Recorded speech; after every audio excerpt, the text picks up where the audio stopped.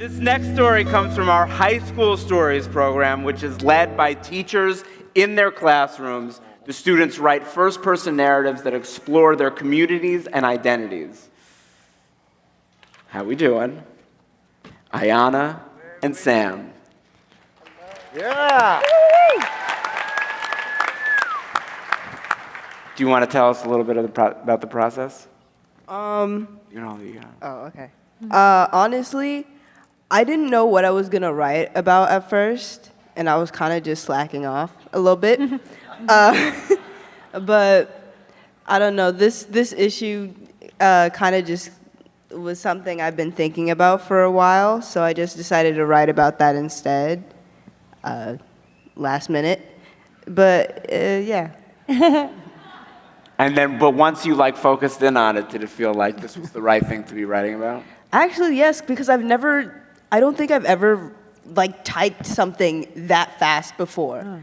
I was just okay, introduction, and then suddenly there were 3 pages, and I was like, oh, what the heck? Where did this come from? And was it good having Sam with you to sort of walk through all that? Yeah, he's really cool. He listened to me rant about a whole bunch of other stuff besides my story as well.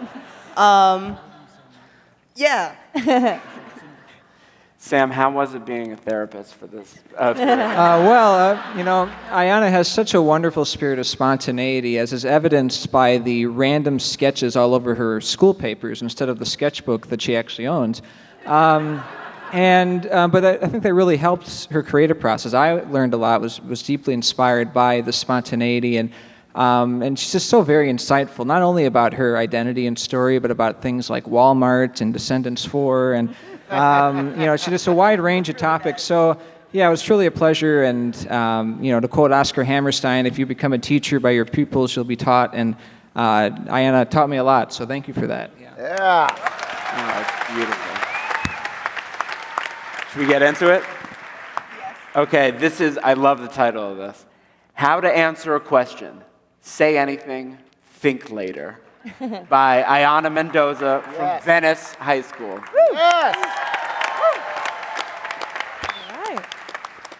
I only care what people with big curly hair think of this, so just let me know how I do. All right. Okay, so I'm a mixed kid, right? My dad is Mexican and my mom is black. It's something I've known about myself for all my life. Growing up, I didn't know many people in my school who were like me, but it wasn't something that ever really bothered me anyway.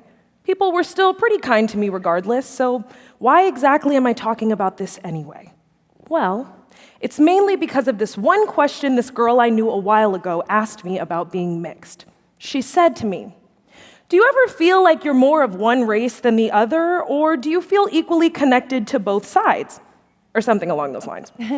This was maybe 2 to 3 years ago, I think. It wasn't a rude question or anything, but it was so specific. I guess I never expected that question to be asked because I didn't really have an answer.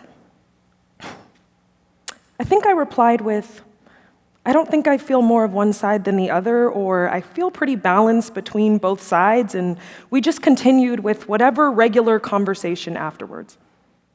I think about that question and my answer sometimes, like right now.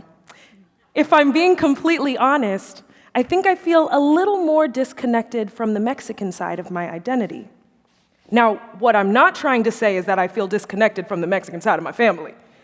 I'm very close and have grown up with the family members on both sides of my family, which is a lot of people. It's kind of just the culture and language that I think I feel disconnected from.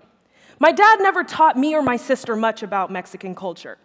I mean, he's in my life, and I am grateful for that, but he could have taught me more.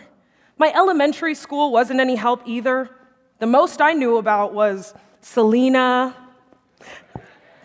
Dia de los Muertos, which I don't celebrate, but instead learned about from the Book of Life, how to say, "Hi, how are you? I'm good, and you?" in Spanish. The name of some fruits in Spanish, such and such. Shorter way to put it, baby stuff. I didn't even know that Mexican people were colonized by the Spanish until my 10th grade history class, Which is worse because that teacher really wasn't the best person. Maybe there's a chance if I was told a little earlier on, but I just don't remember. But my point still stands. I don't know if others would consider that embarrassing, but I sure feel like it does. Don't even get me started on the language. Like I said, I know some basic Spanish words, but I don't know how to actually speak Spanish. I can sort of understand it based on context clues, but if you ever want to have a full-on conversation with me in Spanish or want me to say something other than, "Hi, how are you?" without a translator, count me out. I barely even want to say the words that I do know in Spanish and pronounce correctly because I'm scared someone's going to judge me for it. Well, not scared, but you know what I mean. Like, sometimes I'm scared of going to ask the guy outside after school for an esquite or for raspados because I feel like I'm going to mess up and fumble on my pronunciation. I'll literally say the word over and over again in my head before I order so I don't mess up. It is disgustingly embarrassing. Maybe if I knew Spanish better, I would be able to communicate with my grandma better. She knows more English now than she used to when I was little, but it would have been so helpful to use then. Then, when my parents were working, they would have me and my sister go to her house. I probably wouldn't have been behind in reading because I could have asked her for help, and I'd just translate what she told me. She knew how to speak English. She knew how to read English at the time this way, just not speak it. I also could have asked her about her stepmother and stepsisters because the story is so similar to Cinderella, it is terrifying. Oh, and you want to guess who I learned that story from? My mom, not even my dad. Crazy. I also don't refer to my dad's side of the family members with Spanish either, like referring to my cousins and as primos and primas, etc. There's only one uncle that I have that I do use Spanish to refer to mainly because it's a nickname he told me to call him when I was little. I thought it was kind of funny, so the name stuck, Tío Loco. It's not like a huge big deal either, but still. Now, does speaking Spanish really determine if you're Mexican or not? No. Not referring to your family members with Spanish terms? No. Not knowing about Mexican culture? Technically, maybe, because it's better to know about it. But then again, not knowing it won't magically take being biologically Mexican away from you, so I guess no. There are plenty of things I would consider to make me Mexican, like the things I grew up with. Things like certain shows, movies, music, foods, carne asadas, the get-together, not the food. And being biologically Mexican. Those are all part of the culture too. Still, it doesn't always feel like enough at the time, but just sometimes. I think I just psych myself out or something. Maybe it's not that deep. Wow. This was way longer than I needed it to be. Yeah!